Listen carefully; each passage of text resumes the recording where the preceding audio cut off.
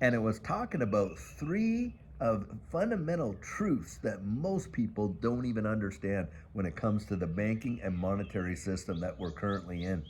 First one, right out of the gate, is that a lot of people think that the money they deposit in the bank account is theirs. But in actuality, the moment that you deposit it into the bank account, it is no longer yours. It belongs to the bank. Yep, that's right, it does. It's like giving the bank an unsecured loan. Mm-hmm. And of course, the bank right now is paying us a pittance of interest, for us giving them that money and taking that risk. And it's more like you're giving the bank a loan, but they're giving you nothing for it because realizing how this, fractional reserve banking works, they can take that money, and of course they do. It's not actually in your bank account. They literally take that and they, take all these risky bets and stuff like that. Now, the vulnerability of the cash that you and I deposit into the bank is massive because look, a lot of these banks are taking like high risk investments because they're trying to make major profit on what you and I deposit, right? Now you got the FDIC out there, the Federal Deposit Insurance Corporation, and in Canada they have this.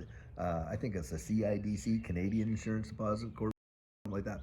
The thing is this, they say that they insure up to 250,000. Now it's only in certain accounts. It's certainly not in every kind of account. That is for sure. But on top of that, they don't even have near enough to cover what's on deposit. And if we saw a major banking crisis, I mean a total banking crisis like we did in 2008 and 9, well, guys, I'll tell you, it's game over. It's game over. The FDIC is not coming to the rescue, and they're not going to be doing bailouts.